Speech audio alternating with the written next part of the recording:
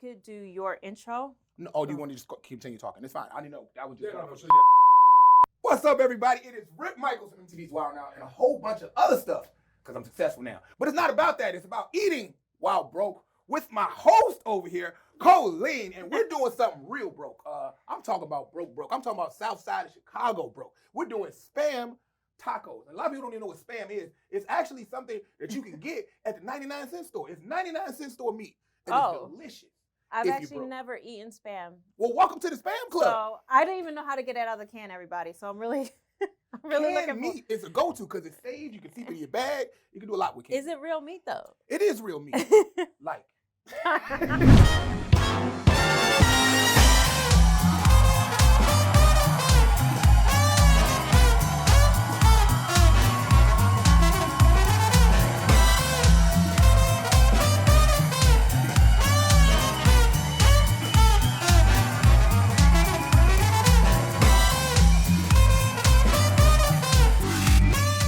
My ingredients are super simple because I come from a little diverse struggle. So don't let the little Da Vinci sweater fool you in a little chain. But you know, this is back in the day because you know, Wild Now don't pay nothing. Nick pay us in Mariah Carey CDs and hats. And, you know that you work for Nick. So my ingredients are super simple. I got Spam right here, can of Spam. Look at that. That's enough meat for a week, and that only costs $1.99. That'll last you a week. It'll last you a week with the way I cook it. Okay. Unless you want to splurge and have guests, because, you know, maybe like 2 days. I got tomatoes, of course. Tomatoes are cheap. I use regular lettuce. We're not going to see no romaine, no mix. I'm talking about regular lettuce you can get for 89 cents a head. We got mixed cheese, which I normally don't do mixed cheese. I normally do like sometimes I just take the Cheetos and I just scrub the Cheetos cheese and put it in the thing and then eat the Cheetos later. That's how you have 2 meals in one. I'm not stupid. Cheese got protein. And then we got onions. Red diced onions. So it's going to be absolutely good. And all you need, of course, is your McCormick's or Lori's taco seasoning mix, which is only like 69 cents for. Got it. Then I got my water and a little oil for my pan and my little seasoning, my little ground pepper and stuff like that. Oh, did you need oil for your pan? I did, but it's okay. Spam is like bacon. It kind of makes its own grease. If you can see the gelatinous forming on it'll definitely cook. You know what? If I was ever wondering based on like how you look today and how successful you are, I would never guess that you could creatively make or have eaten a dish like this. So it's really cool. Why would you say that? Because look, you know, you're very successful. And, I'm all right. Yeah, you're very successful. And I think it's so important for people to see, you know, someone of your stature, someone that's accomplished so much, see that you legit ate like this. So go ahead, start us off with how do we get this meal started? Okay. And let's get this Spam all cut up. Let's get this cutting board over here. Yes. You know? Okay. Normally, I wouldn't even have a knife when you're broke. You just literally just cut it up, and you can see that the meat actually lasts for a long time because you can see how blocky it is and how it falls apart just like that. Now, when it comes to Spam, do you have to cook it all once you open the can, or can you like aluminum foil some of it? Actually, Spam can be eaten right out the can. A lot of people don't know that. It's already pre-cooked. It's already actually ready to go. All you got to do is, all we're really doing is warming it up a little bit because it's actually ready to go. I actually, on rush days, just eat it just like this. Probably warm it up in the microwave, and that's good to go. A part of me wants to just try a little slither of it. You think I'm joking? I don't know why. No, we don't have any. I'm gonna try a piece of this, guys. Just for the team. Oh, sorry for doing it on your plate. Okay, interesting. See, it's already go already. I know you were like. I don't know if it was cat food or what I do. I'm not knocking Spam, by the way. It's actually pre-cooked. It's really salty. Yes, it's definitely salty. That's why I was like, you don't really need oil, but you can use oil. It's definitely a little salty. Yeah. For me, because, you know, I just recently lost a lot of weight, so because I'm diabetic. You look great. Oh, you look amazing. Thank you, man. I was inspired. After I lose this baby, you're going to get me in the gym. Speaking of babies, that's what inspired my weight loss. I actually went to Six Flags with my daughter, and I was 330 pounds, and I was too fat to get on a roller coaster. And we went there, and it was actually my daughter's first time actually going to Six Flags, and she was so excited to ride the different roller coasters and different things like that. Yeah, so when we got to the roller coaster, they don't tell you, they don't have like a weight requirement, so they don't tell you that, you know, you're too big, so there's no way you'll know until you get on the roller coaster. So I'm sitting on the roller coaster, and they're trying to push the harness down, and they're pushing the harness down. They're like, sir, it has to close. And like 4 other little kids, and it's like roller coasters backed up, and it's hot, and everybody's looking like, why would this fat ass dude know he is too big for this damn roller coaster?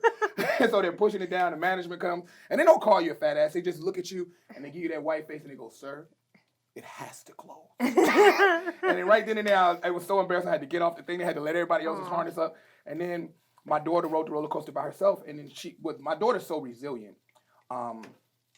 She was on the roller coaster, and I'm like, sweetie, did you have a good time? She was like, it was okay. We can go home now. And that's just showing how much my daughter actually loved me.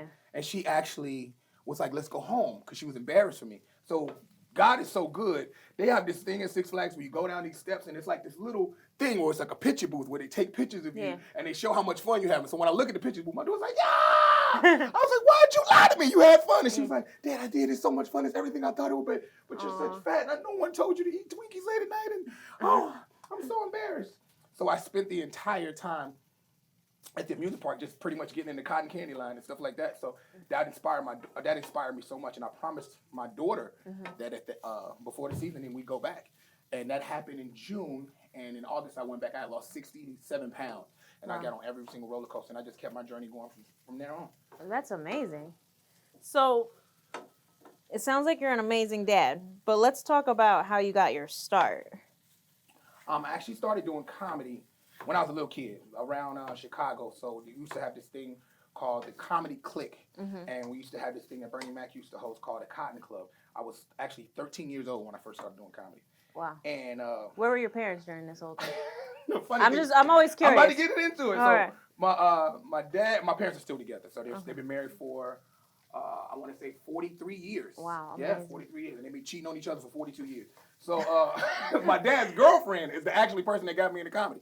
So yeah, it takes Are you a joking? village. Or are you serious? I'm telling you the truth. My dad's girlfriend. I had an auntie. I didn't Yo, know. production behind camera is dying laughing. I'm telling you the truth. This is the truth story. I didn't even know she wasn't my auntie. I didn't know that. My dad used to make me call his girlfriend auntie. I didn't know that wasn't my auntie. But your parents were married. Yeah, they still married. I didn't know that wasn't my auntie. I thought that was literally my auntie Jockey. I had no idea. Till one day I came home and I was like, Mama, look, Auntie Jockey had bought me a suit. And I was so happy. I came and I was like, Mama, look what Auntie Jockey bought me. She bought me a suit. My mom was like, that ain't your damn auntie. That's your daddy girlfriend. Now go outside. Your Uncle Craig gonna help you. Gonna take you to the zoo. So I had an Auntie Jockey and an Uncle Craig my whole life. Yo, this is a true story. I have more questions though. I hate to You can ask all the questions you want. So was your mom, were they cool? Was this like an open marriage? No, they would just, my mom would just see what my dad doing. Like, okay, nigga, let's do what we doing. Let's go do it. And they're married still. They still together. Look, don't judge my parents. They still I'm together. definitely no. You don't go to our church. You don't know what they preach. No, they still together. Yeah. That's amazing. Yeah. I love that. I mean, it's very toxic now that you look at it coming on the outside going in. That's not how marriage is supposed to be. But I didn't know if they were like best friends and they're just like sharing their trade secrets. Oh no, there wasn't no Jada Pinkett, Will Smith, August Astina entanglements. This was straight up cheating. My mom was smart and my dad would go out and come in at like 1 o'clock in the morning. My mom would come home at 12:15, act like she would sleep all day.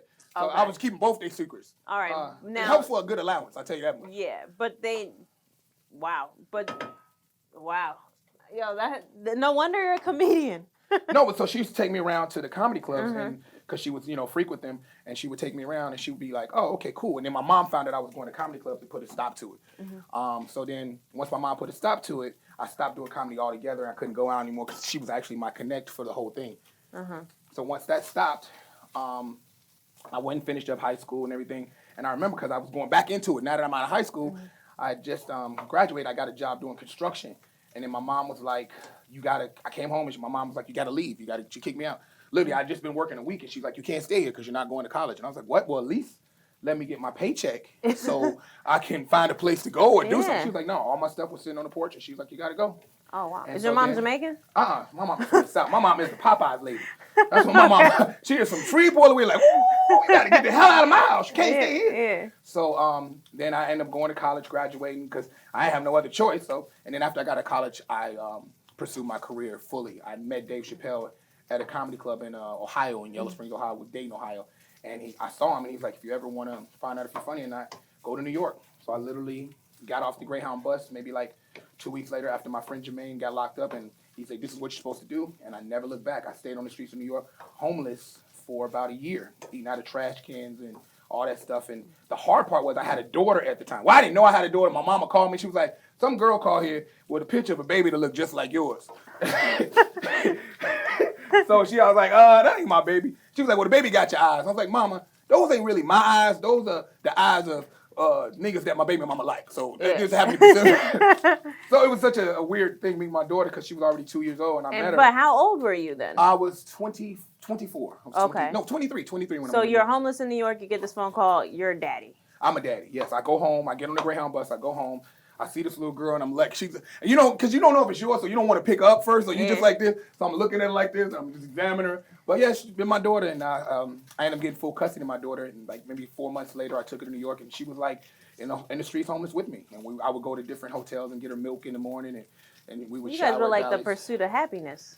I wouldn't call it that. It's been my road dog ever since, man. Yeah. I think that, you know, if I wouldn't have my daughter, my drive and determination for what I do wouldn't be as great because she is my other half. Like, and I raised her by myself entirely. So it's just been a struggle. I love her to death. Like, anytime I'm there, like I used to go to comedy clubs and have her sitting right there in a little car seat and in the car, and it's been a journey ever since. Everything I do.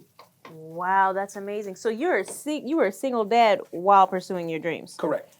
Was there a part of you that felt like you had to hold down a 9 to 5, or did you while you're pursuing your dreams and being a single dad? Well, since I did get my degree in college. I mean, I got my degree in economics finance. I just needed to know because I wanted to be a comedian my entire life.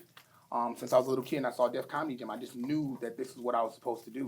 And I told God, if this is my gift, then allow me to be to prosper off of this. Yeah. Allow me, because making people laugh and being able to smile and bring them joy, because that's what I do with my comedy. My name is not actually Rip Micheals. A lot of people don't know that. It's actually Rip. If you look at it, it's RIP Micheals. It's actually Rip Mike Heels. So that's actually how you say my name. But everybody's kept it Rip Michael, so I don't really correct people, but that's actually what it is. Because I like to heal with my comedy, because most of my shows are urban, and people come to urban shows with a lot of different things and pressures, suspended licenses where they don't get an abortion, a whole bunch of stuff going on when you're at a black show. That's why they go so hard, or an ethnic show, to actually, if they don't like you, they boo, because they done a lot to get to that little show to pay $10 to get in. So I love for 10 minutes, to no matter what's going on in your life, if I can take away some of that and make you forget or make you laugh at some of your pain, that's my whole job. Yeah. Now, so you come to New York, you're a single dad, you're working, I'm guessing, a day job because you have a degree. No, never once. Once I moved to New York, I never took a day job. I would do comedy on the streets. I would entertain on the train. We can put a little red onions and diced onions in here. Entertain on the train. I would sell Metro swipes, and they gave me the ability to be able to do comedy for anything. I would do comedy in somebody's basement. I did gospel comedy. And a lot of the comedians in New York, they have like this cliquish thing. So since I wasn't from there, they wouldn't allow you to get on stage. They would make you come week and week after week and never give you stage time. And I used to have to bark. So I got so good at barking, that means when you stand out with a flyer and you try to get people to come to the show. So I got so good at barking that I would fill entire rooms just off me going outside, speaking to people and getting them to buy tickets, to the point where I started doing my own rooms. And then my biggest break, I would say, was when I did a show, because I was so skinny, because I was eating dishes so you were skinny then? No, I was fat. I came to New York fat, but I was homeless, so the different dishes made me so skinny, because I didn't have anywhere. When I say I was homeless, I'm talking about not sleeping in the car homeless, not room to room. I'm talking about literally sleeping outside the Fit Institute and Bryant Park and stuff. And then, thank God I had a Bally's membership from college. And I would just me and my daughter would go there and we would shower and everything there. And what's your family saying while you're doing all this? Are they like questioning whether you're insane? Well, for me, my mom and my dad have been like, well, my dad is kind of supportive, but not really. They have been my biggest catalyst for me to be a comedian, because they always told me I would never be anything. My mom always instilled with me that I wasn't attractive, I wasn't good, no one's ever going to laugh at your jokes, and whatever you do, you're going to fail and succeed at, and you're never going to succeed at it. So I use that energy to always live my life to prove my mother wrong. And you guys get along fine now? Yeah, because I forgive her. I mean, she comes around now. Because I think everybody, when a mother become a grandmother, that's not the same person that raised you. I'm going to tell you that right now. Is it just me? I don't know yet. This is my first. Oh, when your mother become a grandmother, trust me, that's not the same. My mama used to burn me with a cigarette. I can't even yell at my daughter from my mama. She's a totally different person. Wow. She thinks she's slick. She's trying to get into heaven. God seen what you did. You don't teach nobody how to read with a cigarette.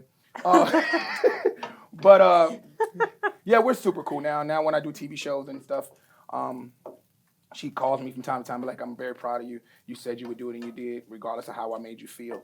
So, you know, that was a really defining moment when she apologized to me. And we've been cool ever since. Yeah, wow. So when did you realize, like, you had arrived?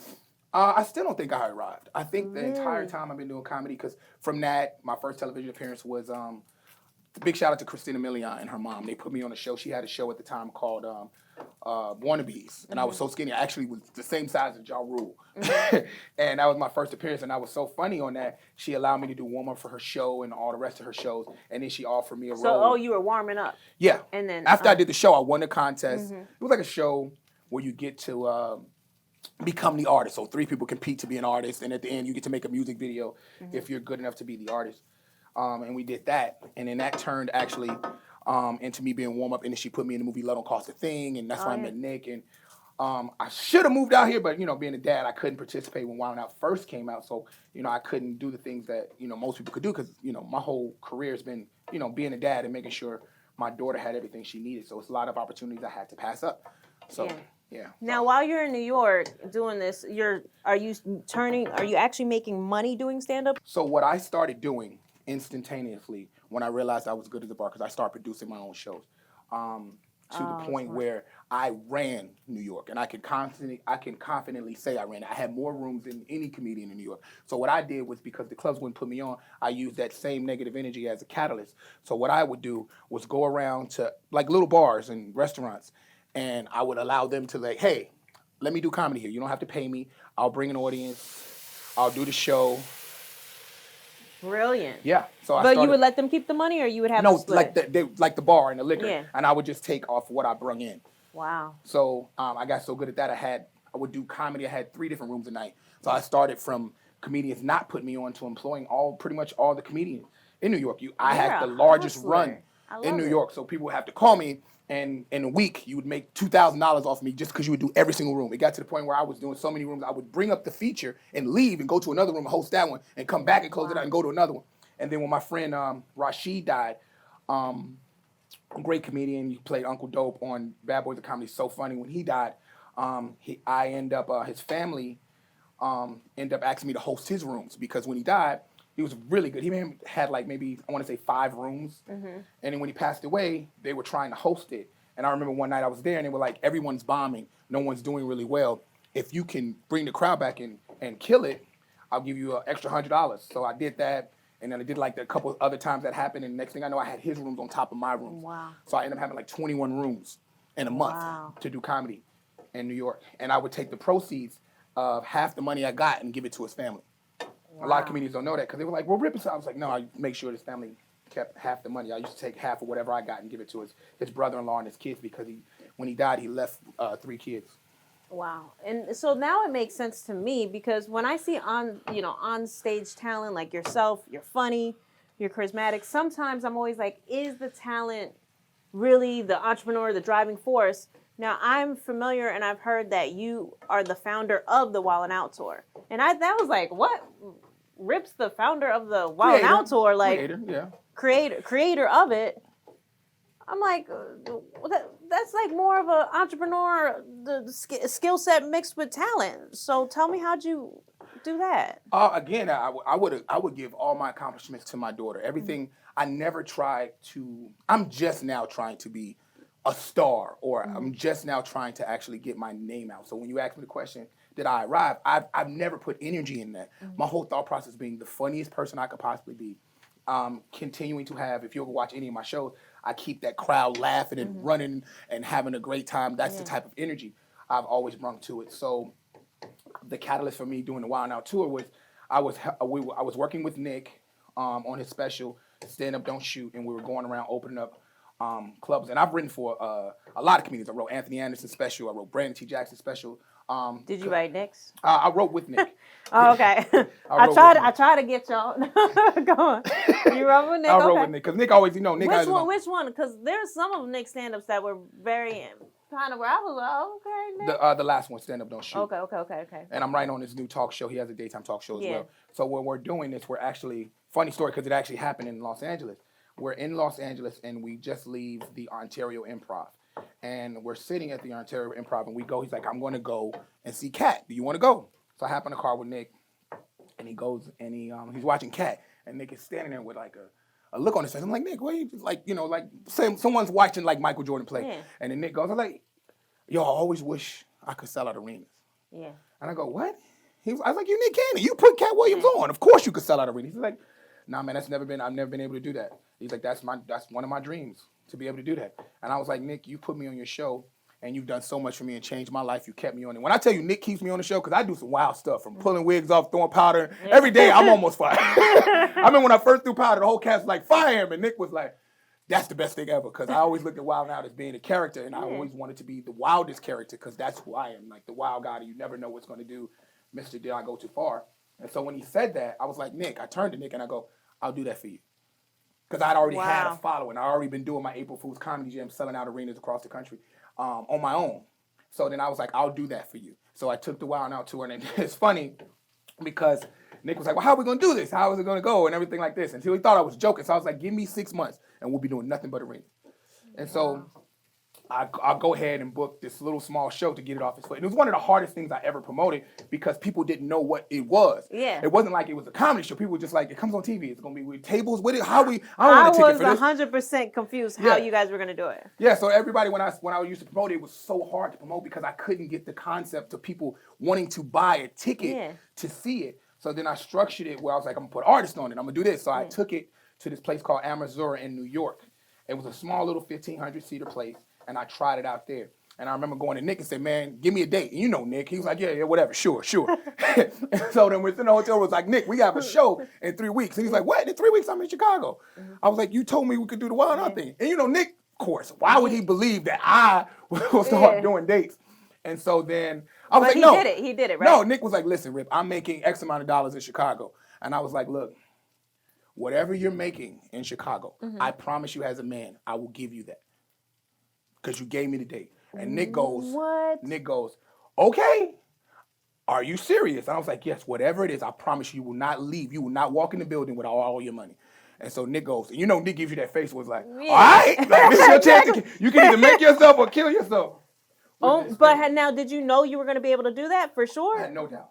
It was hard at first. But you didn't have the money yet. No, so what I did because I had to pay for the venue. I took all the money, maxed out all my credit cards. So what I did was... You personally financed this thing? Okay. And I got with my friend Compton. We used to do little shows together. And so we took all our credit cards and maxed them all out. And every time I would sell one ticket, I would just run up on Nick. Here's $10,000. Here's $10,000. Here's another $5,000. So every time I would see Nick, I would be putting money in his hand. He'd be like, what? And then it got to the point where not only did I do one show that night, I did 2 shows. And then I did another show in Long Island. And we ended up doing 3 shows in 2 days and to a sold-out crowd. And then I remember his agents from ICM was there, and they were like, these people don't matter. And I was like, what do you mean they don't matter? It was ICM said, these people don't matter. I was like, it's in the hood. Yeah. Doesn't matter that it's in the hood. And I was like, but it's hardworking people paying money to see the show. Yeah. He's like, no, this is in a real arena. So once he said that to me, it made me go, okay, cool. And I have one question. While all this is going on, you're taking all the risks. Are you breaking even, or are you making actual dollars, Nick? In the beginning, I was just paying people. In the beginning, I was just paying people to get it on. And then Nick says, I'm saying, we're going to do it too. Because they said that, it fueled me to go. And I booked like 15 or 20 arenas. And it was hard to get arenas because it was like, you don't have arena, you're doing this tour. We never heard of it. And so then I go to Nick and I fly to Nick. And I was like, man, we're going to do an arena tour. Here, it's all the money that you require up front to do an arena tour for every single date. And Nick didn't believe me. So he's sitting in the back of the thing. He's counting the money. He's like, you're really serious? And he goes, so what do I have to do? I was like, just give me a drop for every city and just host it. That's it. So you're so dope. I'm just blown away. Yeah, and we know what it is. It's Nick's, and working with Nick, it's that Nick always allowed me to have the ability to trust in me and fail or succeed on my own. So he gave me that opportunity to prove myself or disprove myself. And the support behind it, because he got so flack. MTV was like, you got a tour we don't know nothing about. And when I tell you I was selling out every single arena, I still in that year hold the #2 on Polestar, which is like Billboard of promoters and ticket sellers. We were #2 in the country, right behind Janet Jackson that year. I sold out every single arena. And then I broke another record in DC by selling out 2 arenas in one night in the same city. Yeah. So we did 12,000 in the Show Palace, and then we came to do Capital One Arena, and we did 17,500, and I promoted that in 30 days. That's amazing. And then Nick shook my hand. He was like, you did it. You did exactly what you said. And he gave me this look, and I was like, I felt like I repaid you for the opportunity to take care of my daughter, because being on Wild 'N Out changed my entire life. And I felt like that. Thank you. Like the camaraderie with each other. And then when we actually sold out the Staples Center, the actual producers of the Wild 'N Out, like Niall Evans and everyone, they were like, we never thought something we created would sell out in LA. You sold out the Staples Center. Yeah. I remember hearing about it. And they were like, how no one sells out in LA. And we started this thing and you helped us sell out. You sold it out in LA. I was like, yeah. Thank you guys for making me a part of this. Yeah. This thing. Because to me, Wild 'N Out was bigger than being on SNL. It was like the Def Comedy Jam thing. So And Nick is all about cultivating talent, and I love the fact that he gave me the opportunity and trusted me and believe me. When he shook my hand and he allowed me to do that and he actually showed up at that date, it was everything. yeah. And we've been rocking and rolling ever since.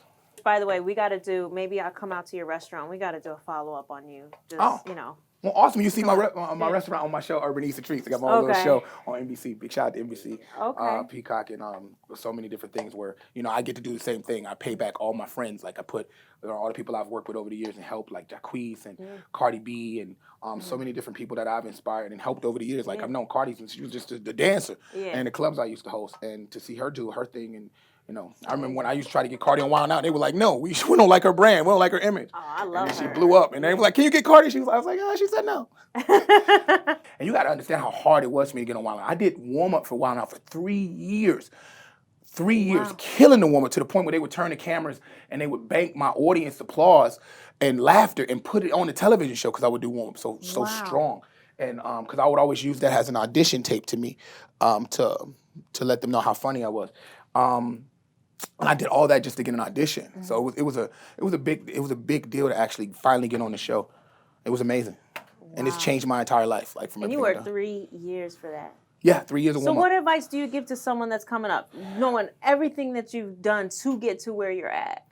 I would honestly say God has been my biggest thing because everybody around me was so, you know, negative, and then he sent me his angels. So he sent me his angels to say that, you know, you could do this. Don't listen to this noise. Don't listen to your parents. Don't listen to all this noise. Don't listen to the noise. Go get a job. Don't listen to a noise. You need a plan B. Don't listen to the noise. Well, you got to go to college because what if it fails? There is no plan B if there's only a plan A. Yeah. And you don't fail until you quit.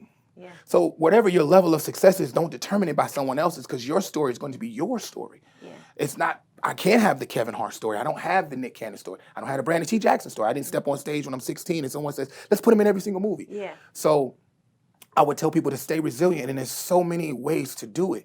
So every no I got, I turned into a yes. Okay, you're not great at doing satire. So I went to Barnes & Nobles, and I stayed every day in there reading every single book that was ever written on comedy, how to write comedy scripts, how to write comedy writing secrets, and know how to put jokes together and write double entendres, reverses, and play on words, and do every single form of comedy. So I can walk into a church and do comedy. I could do a golf tournament. I did the governor's ball in New York. So I could, there's nothing. There's actual books on that stuff? Yeah, of course. I mean, a lot of people don't look at comedy that you don't have to go and learn about it. But I think that's probably the only field people jump into like, oh, I'm silly. But if you actually do the research, you'll find there's so much into it. Then I started reading all these other books at Barnes & Nobles about being an entrepreneur and what it takes, and reading Napoleon Hill's Think and Grow Rich, and understanding that, you know, a lot of entrepreneurs sell the same drive and determination, and finding out how to do those things and applying yourself. Because there is no such thing as no except for your mind. As long as you believe in God, there's no such thing as no. There's nothing you cannot do. Yeah. You only limited by who you are. Wow. We haven't even eaten. You got to feed us. I'm feeding you. I'm just warming up the things. Yeah. And we're going to slice up these tomatoes and we're going to get this going. Yeah, you could just I normally do have some type of salsa, but it's, you know, without no sauce, it's going to be a little dry. It's okay. You know, this is eating while broke, for real. So, what are you working on? I just got my own show on NBC. Big shout out to NBC, called Urban Eats and Treats, where I go around showing there's great stuff to eat in urban neighborhoods. I feel like, you know, with the whole Black Lives Matter, a lot of people don't understand in minority neighborhoods, we have great stuff to eat. We have insanely good dishes. There's fusion. There's so much going on. So a lot of my guests, like Nick Cannon was on, Russell Peters, Tamar Braxton, Shaq, they take us to these restaurants that they used to eat at, that they still eat at to this day, that are great. And you see these great chefs, and as a restaurant owner myself, it's great to be able to shed light on all these minority-owned businesses. Yeah. It's not a black thing, it's just minority-owned. Like a lot of times people go black, and it's no, we're minorities. Yeah. And I think when you think like minorities, it opens up for everyone. Yeah. And I think sometimes when people say black, black, black, you're excluding people. So now they have to feel like they have to start their own thing. But if we think as minorities together, then we become the majority. Yeah. And that's just my whole thought process. And great Indian food, great Mexican restaurants. They got this Israeli taco place where it's like Israeli food mixed with Mexican, and it's great dishes. So you go around on the show and you try the dishes, or? Yeah, we go into these restaurants. So if you could think of diners, drives, and dives mixed with comedians and cars, because we have these interviews and they go in depth about how they started doing everything. It's just great. And then their jokes. And the funny thing is, all these rich people leave me with the bill at the end of the episode. They leave me with the bill at the end of the episode. Oh, for real? Yeah, which is hilarious because I'm sitting here with Tone Bell. And I'm like, these dudes are rich, and Gina, y'all sharing, and they're leaving me with. I would think that the restaurants would like let you eat kind of for free, no? No, and that's fine. I would never want to take advantage because I know they can, of course, and I want them to showcase. And the food is good. And I'm always love how humble you are, y'all. I'm always It's about amazing. paying for things and letting people know that I support them. I think that sometimes when you get to a certain level, that people think, oh, you're supposed to get everything free because I'm such and such and such and such. Yeah. And I know what that's like, so I don't ever want to be that person. For me personally. And then now, you created the show? So did you shop it to get NBC? I feel like you did everything to get it on the ground. Big shout out to Kevin. That's actually Kevin Hart and Jeff Flanagan. When I was actually doing the tour, and my agent, they were like, Jeff knows me from the Shaq All-Star thing, and when he saw it, he was always trying to pick some kind of thing to work on. When Kevin saw it, he just automatically gravitated toward it. So then Kevin was like, Rip, we're going to definitely do something with this. Yeah. And so big shout out to him because he's the one that did the whole thing and processed the deal. And I woke up one day and he was like, here you go, Rip. And I was like, look at God. Wow. Look at God. And that was right after, the whole COVID thing and the tour getting canceled. So I got 2 other projects that I'm doing currently. And I turned my restaurant I've noticed that during COVID, it wasn't a lot of opportunities for comics and singers. So what I did is I turned my restaurant actually into a full service performance space. So now I can have more artists perform. So I took the dance floor out as much, and now it's a performance space. So now poets and everything can showcase their thing, and I can give them fair deals. Because a lot of people don't understand that when we do these comedy clubs, we don't get fair deals. We get 70% of a door. We get no bar. We get no food. We get nothing. So we walk away with a $30,000 weekend, but you're not realizing the comedy club made $150. So it's not even a fair thing. So when artists come, I actually give them a fair shake. I give them a portion of the bar. I give them a portion of I give them the entire door. So it's just the opportunities that, that we need to start having for each other. Oops, sorry about that. It's okay. I'm just impressed that you just totally freestyled salsa in front of me. So I didn't even know you could do this. I'm promise you I'm learning how to cook because of Eating Well Broke. That go right here. So what we're going to do, take a little bit of your Spam. Awesome. Spam and onions? Yes, a little caramelized onions. There we go. Put a little more, couple pieces in there. Perfect. Awesome. Let's try to line it up like a little fancy restaurant. Yeah, that's good.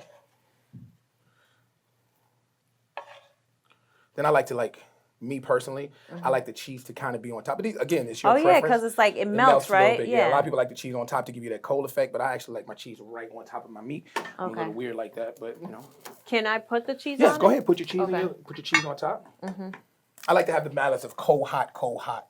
Please. Never tell a strong woman, no, please put my cheese on. I promise you, we're going to be like best friends after this. So he totally freestyled the salsa, everyone. I want to get some overhead cam on mine. Look at that. Look at that. So this is a Spam taco. A Spam taco. A taco that actually costs probably about 90 cents. And I think the most expensive part of the taco is the bread. Yeah, and you could get quite a bit of tacos out of this. Oh, yeah. Of course. I love it. And you get all the ingredients pretty much at your local Dollar Tree or Family Dollar because now they serve milk and meat and everything like that. Can I turn these off? Yes, you did. Feel like I did. Okay, cool. Now let's eat. Let's try it. Let's see what we're working with, okay? Now it's going to be a little dry because I don't have my own salsa, but it's, Look no at sour you, cream. like a real chef over here apologizing. Let's see, everybody. You going to take a bite, I'm going too? after you. You come, chef guy always watch first. Okay.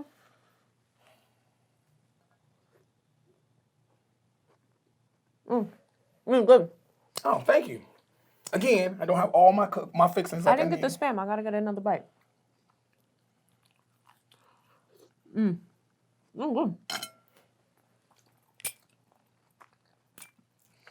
You know what? That salsa, it's not even dry.